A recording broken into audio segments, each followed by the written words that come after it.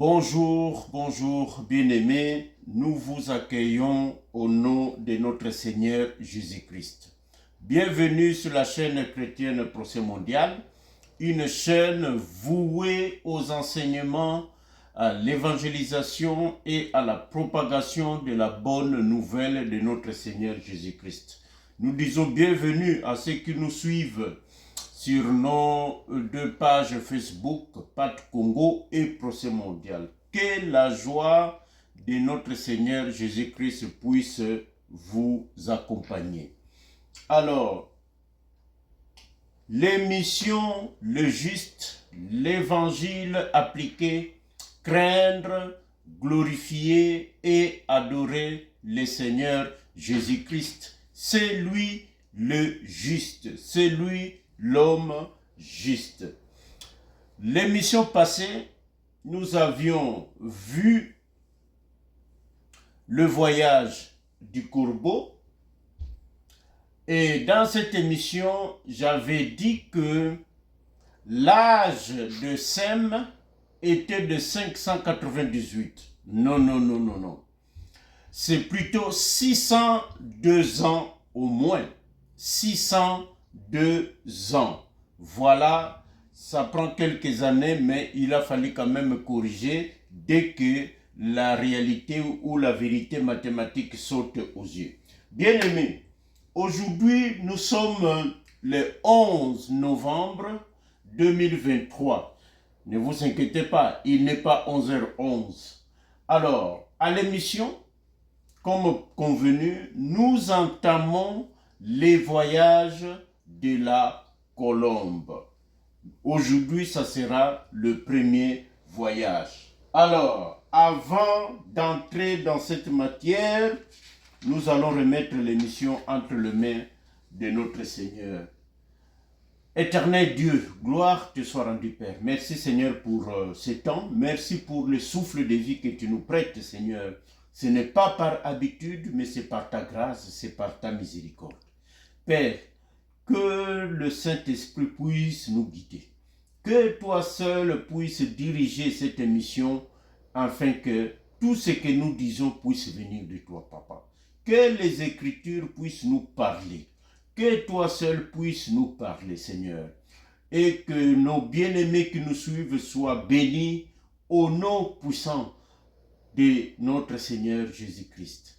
Nous disons Amen. Gloire à toi, Seigneur. Alors, nous sommes toujours dans notre texte de base, Genèse chapitre 8, tout le chapitre 8. C'est Noé et l'arche. Noé perché dans le ciel, Noé lance les oiseaux.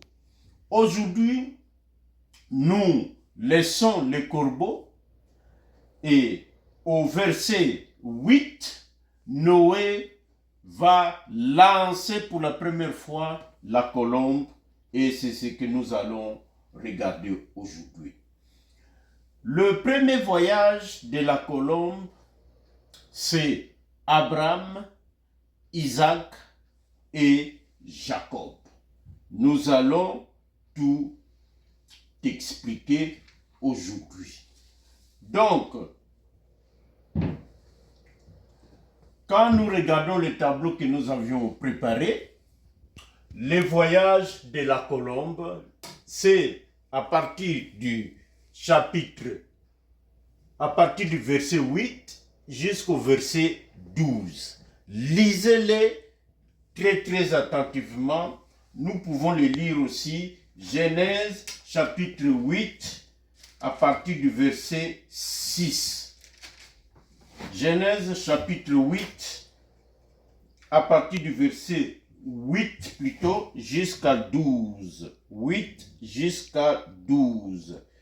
Nous lisons au nom de notre Seigneur Jésus-Christ.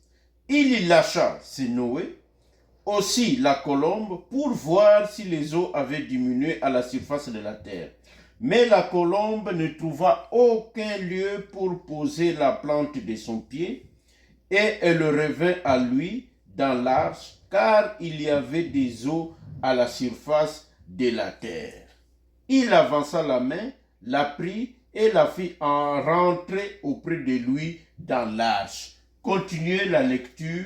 Ça, c'est le premier voyage de la colombe bien-aimée. Pourquoi nous disons que le premier voyage de la colombe, c'est Abraham, Isaac et Jacob? C'est Genèse chapitre 15 qui va nous le dire. C'est notre enseignement d'aujourd'hui. Genèse chapitre 15, tous les chapitres 15, mais en particulier la tourterelle et la jeune colombe. Nous retrouvons la colombe ici dans Genèse chapitre 15. Avant de voir le reste du tableau, regardons un peu qui est Abraham. Abraham, comme nous avons l'habitude de le souligner, c'est l'un des 4 Adam. Il y a Adam, il y a Noé, il y a Abraham, et le dernier, c'est lui-même le bien-aimé, notre Seigneur Jésus-Christ de Nazareth. Abraham, c'est un puits d'hydrocarbures, c'est-à-dire un puits de pétrole, un puits de gaz naturel, de carburant pour nourrir, pour alimenter toutes les machines du monde, bien-aimé. Donc, quand vous maîtrisez le bien-aimé Abraham, vous avez des pétrodollars, vous êtes riche en révélation, riche dans la parole de Dieu. C'est ça le bien-aimé Abraham. Et dans les Écritures, quand vous lisez Genèse chapitre 11, à partir du verset 10 à 32, vous voyez la généalogie d'Abraham. Il vient de Sem. Donc nous quittons Cham. Là, nous tombons dans la généalogie de Sem. Abraham, l'un de ses ancêtres, c'est Héber, qui va donner le nom aux Hébreux, c'est Héber, et vous montez plus haut, c'est Sem. Au chapitre 12, Dieu va ordonner à Abraham de quitter sa patrie pour aller vers un pays que Dieu lui montrera. Ce pays, c'est Canaan, nous le savons. Abraham va arriver à Canaan. L'Écriture au verset 6 de Genèse 12 dit qu'Abraham va parcourir le pays. Donc, nous comprenons que la colombe est en train de sillonner, de survoler le pays, et Abraham va même jusqu'en Égypte et va même rencontrer Pharaon. Bref, il n'y avait plus de secret sur toute cette étendue du pays. Abraham provient de Our de Chaldée, donc aujourd'hui c'est l'Irak, la Babylonie, c'est l'Irak, et il va voyager, il maîtrise tout, c'est la Syrie, aujourd'hui c'est Syrie, et il va maîtriser Liban, il va maîtriser le Canaan, il va maîtriser l'Égypte. Donc, les yeux d'Abraham vont s'ouvrir. Donc, nous comprenons que c'est la colombe qui vient de sortir de l'arche pour sillonner la surface habitée de la terre. Bien-aimés, nous vous rappelons qu'il y a 2 ans, nous avions fait 2 émissions sur Abraham que nous avions intitulées « Les paraboles prophétiques d'Abraham ». Il y a eu la première partie plutôt, et la deuxième partie. Première basée sur Genèse chapitre 14 et deuxième Genèse chapitre 15. Donc, beaucoup de choses ont été déjà dites. Allez sur notre chaîne YouTube, sur les émissions Yeshurun, remontez d'il y a 2 ans à peu près, vous verrez les paraboles prophétiques d'Abraham. Donc, aujourd'hui, nous n'allons pas répéter les mêmes choses, nous allons nous concentrer sur les éléments ici, la tourterelle et la jeune colombe. Mais avant d'y arriver, brièvement, nous allons quand même dire un mot sur Genèse 14. Parce que Genèse 15 et Genèse 14, ce sont deux chapitres jumeaux. Normalement qu'il faut traiter ensemble. Mais, vous comprenez, on ne pourra pas le faire en profondeur. Donc, nous allons résumer succinctement 14 et nous allons tomber sur 15 et en particulier la tourterelle et la jeune colombe. Alors, Genèse 14, c'est quoi? C'est que une guerre éclate en Canaan et les royaumes voisinants. Pourquoi? Parce que Kedorlaomer, avec son alliance, 5 rois du nord ou 4 rois du nord, lisez le passage, sont en guerre avec les autres rois du sud, près de là où Abraham habitait. Lot est capturé, son neveu, et amené de force en exil. Abraham, le général Abraham, organise une armée, va récupérer Lot, gagne la coalition des rois du Nord et revient. En revenant, il croise Melchisédek près de Jérusalem. Il croise Melchisédek. Nous avions dit il y a 2 ans que cette rencontre n'est pas anodine. Nous avions dit que Melchisédek, c'était un être humain, ce n'était pas une théophanie, ni une christophanie, non plus un ange apparu à Abraham, non, mais c'était bel et bien un Cananéen, un être humain qui est sorti devant Abraham avec le roi de Sodome, Béra, le roi de Sodome et d'autres personnes. Bref, cette rencontre, nous avions dit que c'est le corbeau qui nourrit la colombe. Le corbeau étant Melchisédek, la colombe étant Abraham. Retournez il y a 2 ans, vous serez bénis dans cette émission-là. Et cette rencontre, c'était la passation du pouvoir, la passation du sacerdoce. On va quitter le sacerdoce du corbeau pour aller vers le sacerdoce de la colombe. Corbeau ici, Melchisédek, colombe, c'est bel et bien Abraham. Donc, voilà un peu Genèse 14. Mais nous avions aussi dit que le général Abraham, après cet événement, va tomber en dépression. Pourquoi nous avions dit cela? Parce que Abraham avait des succès militaires, Abraham avait des succès matériels, Abraham avait quasiment tout, il était connu de tous les rois de cette partie du monde jusqu'en Égypte, il possédait des biens, il possédait des richesses, Abraham était craint, était respecté, mais il y a quelque chose qui manquait à Abraham.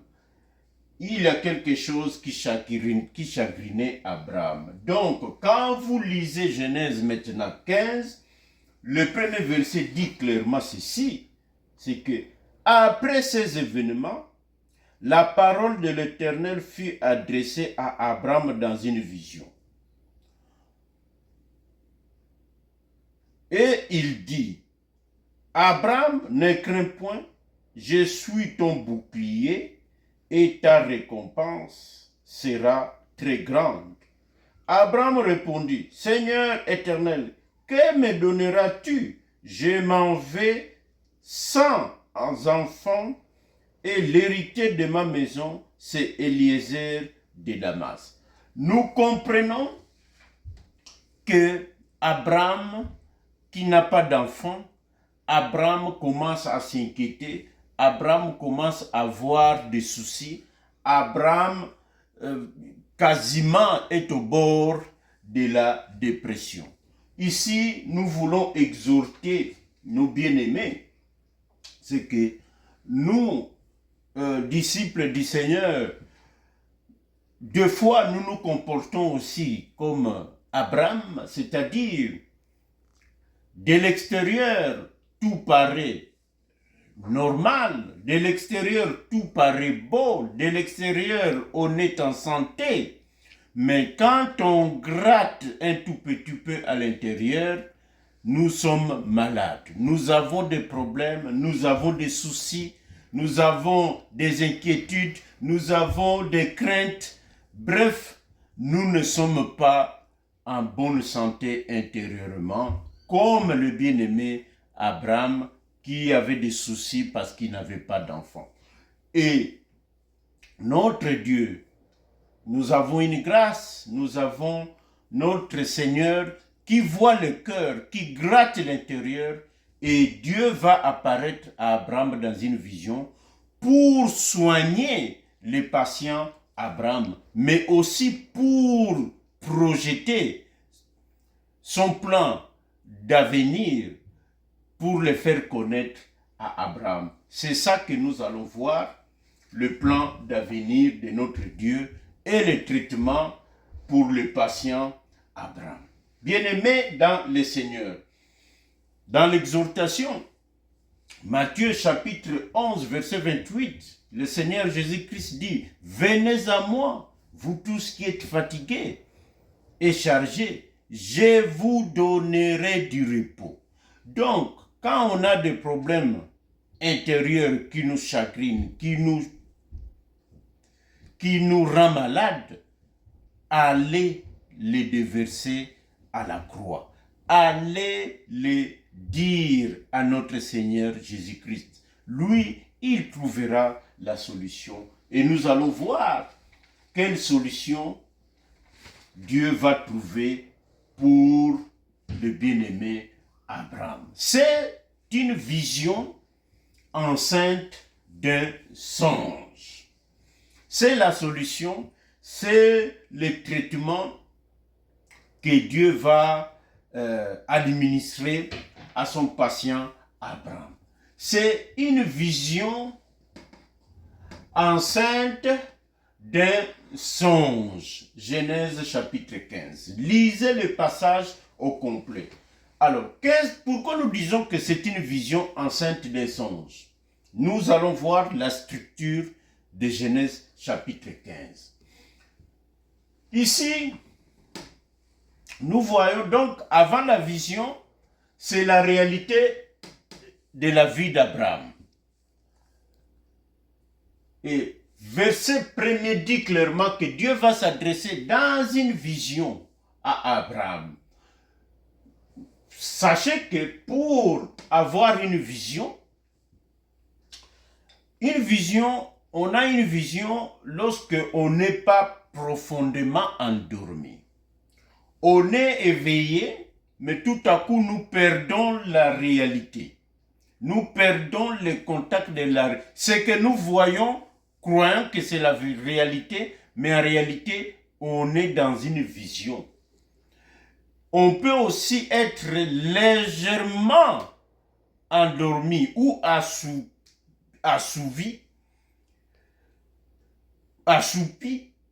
et la vision, en ce moment-là, commence. Contrairement à un songe, que quand vous lisez le verset 12, l'Écriture dit clairement que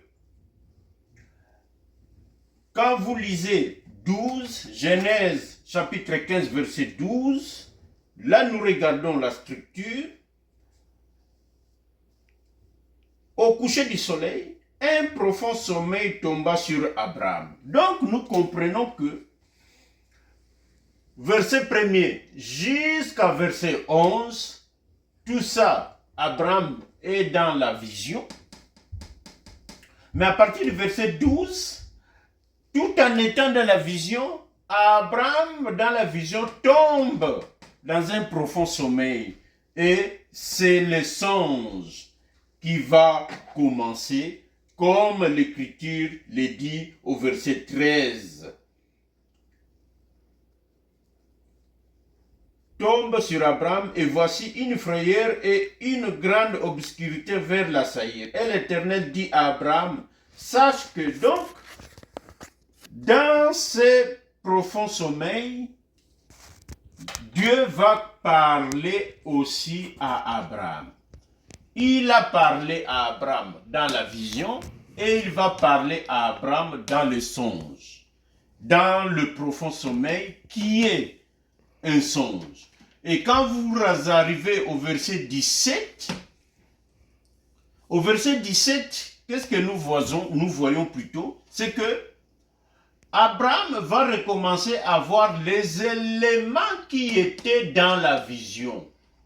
Donc, quand vous lisez le verset 17, nous sommes dans la structure toujours. Quand le soleil fut couché, il y eut une obscurité profonde, et voici, ce fut une fournaise fumante, et des flammes passèrent entre les animaux partagés.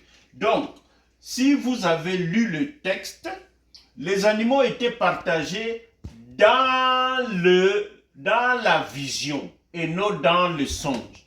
Donc, ici, au niveau ici, et au même niveau, c'est là où Abraham va voir la flamme qui va passer entre les animaux partagés. Donc, nous comprenons que Abraham vient de quitter l'état des songes et vient de retourner à l'état de la vision à partir du verset 17. Et la vision se termine jusqu'au verset, je crois, 21. Au verset 21, la prise de Canaan, la promesse de la prise de Canaan que Dieu va faire à la descendance d'Abraham.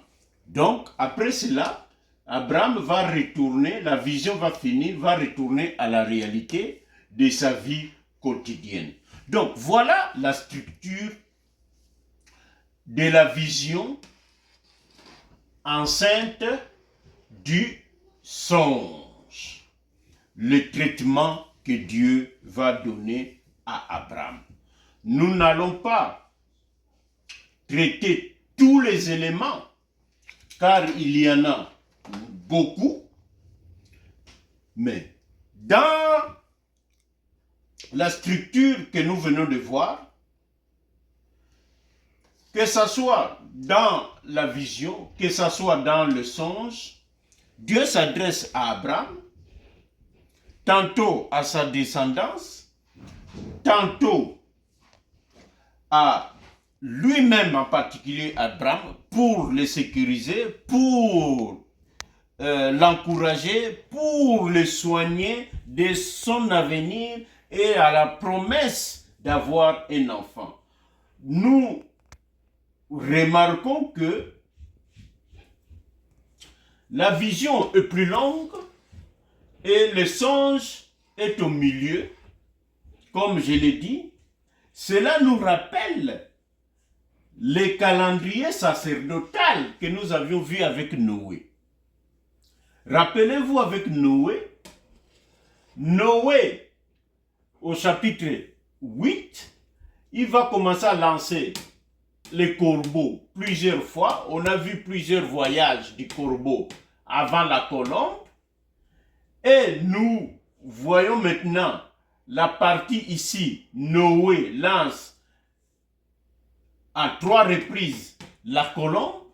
Et après ça, nous retournerons dans la vision, c'est-à-dire Noé va continuer à lancer le corbeau.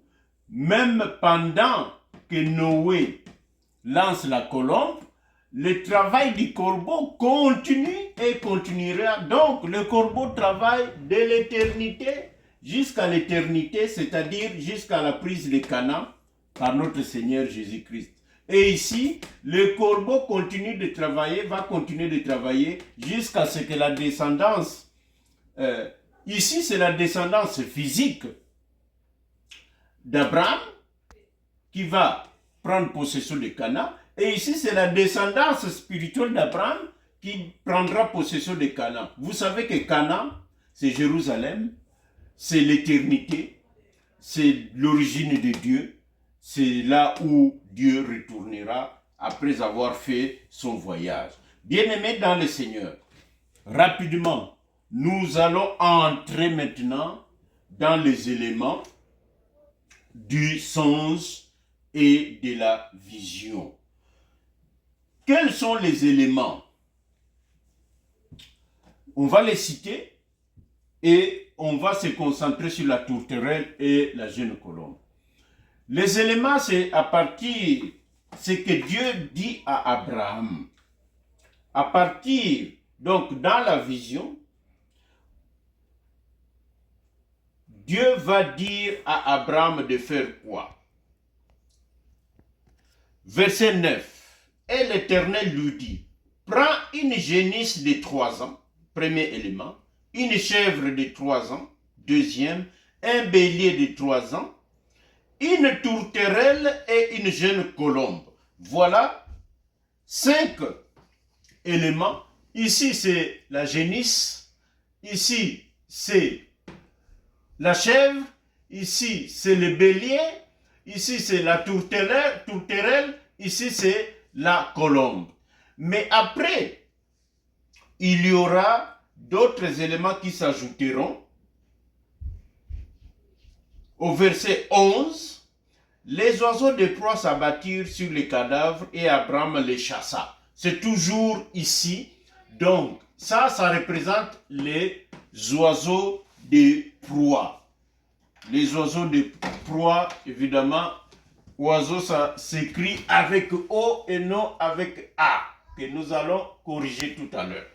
Donc, les oiseaux de proie. Donc, ça, ce sont des éléments et vous pouvez faire ici toute une année d'enseignement avec ces éléments que nous n'allons pas faire bien évidemment. Donc, je vous renvoie à l'émission d'il y a 2 ans. Nous avions parlé de tous ces éléments, que ce soit dans la vision, qu'est-ce que ça veut dire, que ce soit dans le songe, qu'est-ce que ça veut dire. Allez-y. Aujourd'hui, nous allons regarder la tourterelle et la jeune colombe. Bien-aimés dans le Seigneur, avançons. Commençons par la jeune colombe. La jeune colombe, pourquoi jeune? C'est une question qu'il faut se poser. Tous les animaux ici ont un âge de 3 ans et la tourterelle n'a pas d'âge. La colombe a un âge, mais pas très déterminé. C'est une jeune colombe. Bien-aimé, ça signifie seulement d'abord que c'est un nouveau sacerdoce qui va commencer.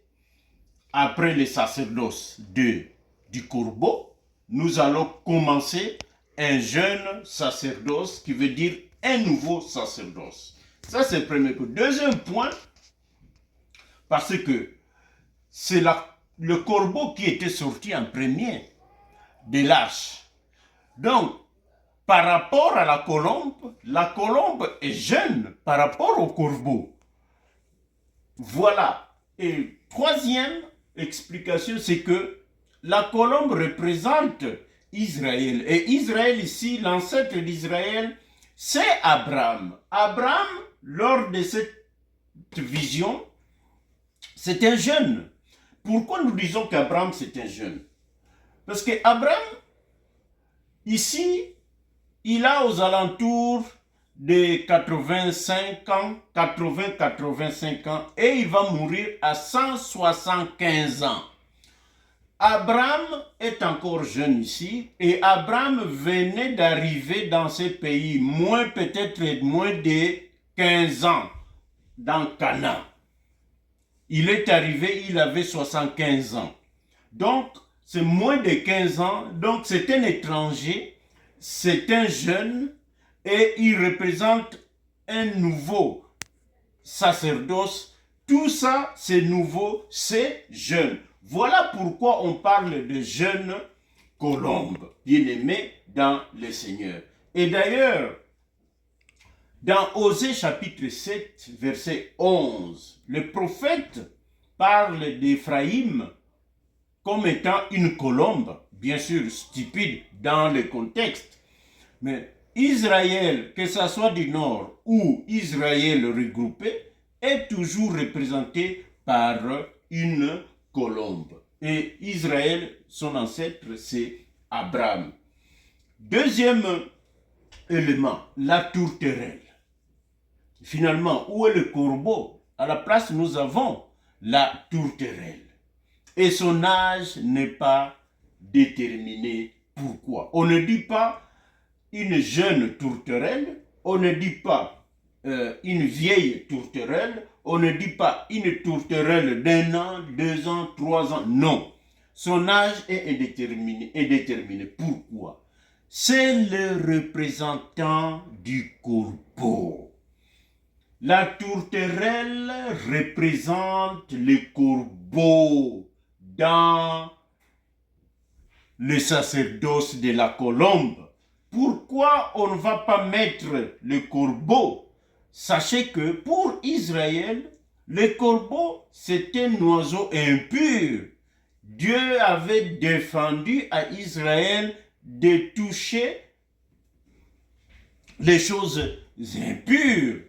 Donc, pour que le corbeau soit quand même représenté, soit quand même vu, il faut trouver une représentation acceptable qui ne va pas souiller, entre guillemets, les sacerdoces de la colombe. Donc, la tourterelle est un oiseau pur, mais quand vous regardez la tourterelle, vous regardez le corbeau, vous regardez la colombe, les Écritures disent clairement le corbeau est noir, la colombe est blanche, la tourterelle est grise et la tourterelle est au milieu. Donc, un peu du corbeau et un peu de la colombe. Vous avez la tourterelle. La tourterelle, c'est une métisse issue d'un corbeau et d'une colombe. Je parle en parabole ici. La tourterelle, c'est une métisse. Faites une étude ornithologique, vous verrez qui est une tourterelle. Tourterelle est de la même famille et du même ordre d'oiseaux que la colombe. Donc, en soi, la tourterelle, c'est une colombe, mais une colombe qui a certaines caractéristiques du corbeau. Donc, je l'ai dit, c'est une métisse. Et elle va représenter valablement le corbeau dans la marche, dans le voyage ou dans la marche, dans le premier voyage ici de la colombe. Bien-aimés, vous me voyez venir. Je vous parle déjà de ce couple, tourterelle et colombe. Tourterelle et colombe, la jeune, forment un couple. Ce couple, nous avons deux colombes en réalité ici. Et ces deux colombes représentent les deux voyages complets de la colombe de Noé. Retenez ça bien, parce que la colombe fera deux voyages complets, c'est-à-dire un aller-retour, deux voyages complets. Le troisième, quand elle est ressortie, elle n'est pas revenue. Nous expliquerons tout ça. Donc, nous comprenons que nous avons deux colombes représente, qui représente les deux voyages de la colombe de Noé. Bien-aimés dans le Seigneur, mais le couple ici, nous allons aussi les voir dans la descendance, dans la vie d'Abraham, dans la suite des temps. Nous verrons deux colombes, mais une qui aura des caractéristiques des autres, c'est-à-dire d'un corbeau, mais au sein de la famille d'Abraham. Et Dieu va s'arranger pour que cela soit vraiment évident, ce que nous disons. C'est deux enfants ici d'Abraham, donc l'hébreu qui est une colombe, mais les deux enfants, l'un aura des caractéristiques d'un corbeau, donc c'est une tourterelle, et l'autre sera purement une colombe, donc un hébreu. Le premier cas qui nous vient en tête, c'est Ismaël et Isaac. Allez fouiller dans vos Bibles pour connaître l'histoire d'Ismaël et Isaac. Ismaël est la tourterelle et Isaac est la colombe. Ça, c'est tout un chantier, c'est toute une piste d'enseignement concernant les sacerdoces avec ces couples. Le deuxième, rapidement, c'est dans Genèse chapitre 25. C'est les deux enfants, les jumeaux d'Isaac et Rebecca. Isaac va avoir des jumeaux, c'est Ésaü et Jacob. Mais Dieu va s'arranger pour qu'Ésaü sorte noir à cause de ses poils et Jacob différent, clairement différent de son frère jumeau. Ça aussi, c'est une piste sacerdotale d'enseignement. Poursuivons dans le couple, Genèse chapitre 37, c'est Joseph et les autres enfants de Jacob. Joseph, ici, est la tourterelle, et les autres enfants, sont la colombe. Pourquoi Joseph? Ici, de Jacob. Joseph va avoir un comportement particulier. Et le cas de Joseph est riche. On va regarder cela brièvement. Le cas de Joseph est riche. C'est que Joseph, il est né hébreu, mais Joseph va mourir égyptien. Et vous savez que l'Égypte, c'est Misraïm, c'est l'un des enfants de Cham. Cham avait 4 enfants, si ma mémoire est bonne. Il y avait Couch, il y avait Misraïm, il y avait Pout et Canaan. Donc vous pouvez voir Genèse chapitre, je crois, 10. Donc Misraïm, c'est l'Égypte. Donc, quand Joseph est en Égypte, Joseph est chez Cham. L'Écriture d'ailleurs le dira, je crois, Psaume ou ailleurs. Il est chez Cham. Joseph est en Égypte, il est chez Cham. Joseph va devenir un camite. Il va changer de nationalité. Le pharaon va lui changer de nationalité. Le pharaon va même le nommer pour prendre des fonctions, des hautes fonctions. Donc, nous voyons que ça, c'est le type de notre Seigneur Jésus-Christ qui va changer de nationalité. Et Joseph, il est né hébreu, donc une colombe, mais tout au long de sa croissance, Joseph va devenir une tourterelle, il va faire des songes bizarres, ses frères vont le haïr, vont le rejeter. Joseph, plus tard, vient en Égypte, va se marier avec une Égyptienne, va devenir égyptien, va mourir en Égypte. Bref, Joseph change de couleur. Vous me voyez venir. Joseph est né colombe, donc blanc, va devenir tourterelle, va devenir noir, corbeau, mort donc en Égypte. Joseph est multicolore. Joseph, ce n'est pas seulement la tunique, mais Joseph en lui, c'est une tunique multicolore que son père lui avait cousue. Nous voyons ici le véritable Joseph, c'est notre Seigneur Jésus-Christ, qui est le phénix de Jérusalem, qui renaîtra de ses cendres, qui changera de couleur plusieurs fois. Nous le verrons.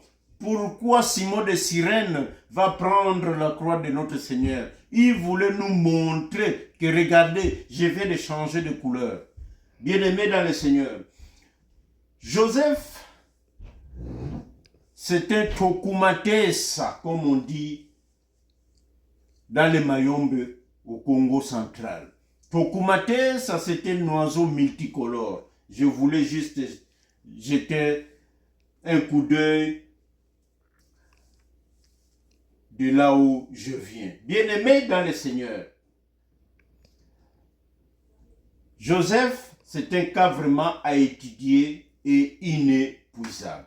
Un autre point que je voudrais souligner, et vous remarquerez, avant de conclure, vous remarquerez que dans le couple tourterelle et colombe, la tourterelle nourrit tout le temps la colombe. La tourterelle fait tout pour protéger la colombe.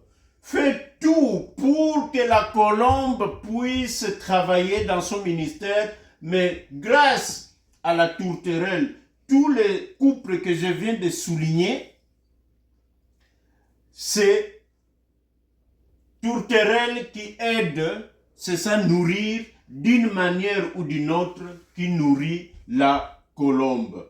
Mais il y a des cas où c'est lui-même le corbeau qui apparaît et qui va nourrir la colombe. Donc, le corbeau lui-même va apparaître donc à Dieu l'impureté. L'impureté, Dieu va le transformer en pureté. Donc, le corbeau n'est plus impur, il va carrément lui-même aider la colombe. C'est ça, le premier couple que nous voyons, c'est dans Genèse 12. Pharaon et Abraham. Quand Abraham se retrouve en Égypte, il rencontre Pharaon, toute une histoire autour de Sarai, que nous saluons en passant. Nous saluons l'histoire, il y a un enseignement. Pharaon va, par crainte de Dieu, va pas prendre Sarah comme sa femme. Imaginez un roi païen, très puissant, qui va écouter la parole de Dieu, qui va respecter Abraham. Un impie ne fera pas cela, bien-aimé. Pharaon, le corbeau, va nourrir Abraham, la colombe. Deuxième, c'est Melchisédek, Genèse chapitre 14, j'en ai parlé. Le corbeau qui nourrit Abraham, la colombe. Autre cas, c'est Genèse 20, Abimelech, le roi de Philistie. Abimelech et Abraham, et lisez l'histoire d'Abimelech, ça c'est un enseignement. Ce roi craignait Dieu. Et Abimelech encore, avec Isaac, Genèse 26. Potiphar et Joseph. Potiphar qui achète Joseph comme esclave, qui l'amène dans sa maison et qui va prendre soin de Joseph. Potiphar ici, il est le corbeau. Genèse 39. Et Pharaon et Joseph. Pharaon qui va élever Joseph et qui va accorder la nationalité égyptienne à Joseph. Asnath qui va épouser Joseph, Genèse 41. Bref, dans ces premiers voyages de la colombe, parce qu'il s'agit du premier voyage, on s'arrête à Jacob et Joseph, non seulement la tourterelle va nourrir, c'est-à-dire un descendant d'Abraham, mais ayant des caractéristiques des descendants de Cham, va nourrir la colombe, mais lui-même le corbeau, c'est-à-dire un descendant de Cham, va abondamment aussi va nourrir la colombe, c'est-à-dire Israël ou ses ancêtres. Bien-aimés dans le Seigneur, voilà le premier voyage de la colombe. Pour conclure, vous vous demandez, mais la colombe de Noé est revenue avec rien. Qu'est-ce que ça veut dire? Quand vous lisez Genèse chapitre 8, verset, je crois, 9 ou 10, la colombe revient. Et pour comprendre et avoir la réponse, c'est Genèse 47, verset 8 à 9. Nous concluons là-dessus. C'est que 8 à 9, c'est Joseph qui fait venir son père en Égypte. Jacob arrive en Égypte. Joseph organise la rencontre avec Pharaon. Jacob est devant Pharaon. Il a, je crois, 130 ans. Il est devant Pharaon. Pharaon demande l'âge de Jacob. Jacob répond. Mais ce qui nous intéresse, ce n'est pas l'âge, mais les éléments qui entourent l'âge de la réponse de Jacob. Jacob dit que ma vie sur terre a été une vie errante, comme la vie de ses pères sur terre a été une vie errante. Donc Jacob nous dit ceci, que Abraham, son père, a erré. Isaac, son père, a erré. Et lui aussi, sur terre, il a erré sur terre. Bien-aimé, ça, une vie errante, c'est la vie de la colombe lors de son premier voyage, qui a sillonné et n'a pas trouvé une place, un lieu où poser la plante de son pied. Voilà comment finit le premier voyage de la colombe de Noé, sans trouver un lieu où poser la plante de son pied. Donc, c'est Abraham jusqu'à Jacob, voire même jusqu'à Joseph. Bien-aimé, voilà ce que le Seigneur nous a mis à cœur de partager, d'enseigner sur ces sujets. Prochaine fois, nous verrons le deuxième voyage. Nous verrons le deuxième voyage de la colombe. Pour finir, est-ce qu'il y a un élément que je n'ai pas souligné? J'ai souligné ça, j'ai souligné ça, j'ai souligné Cana, la similitude.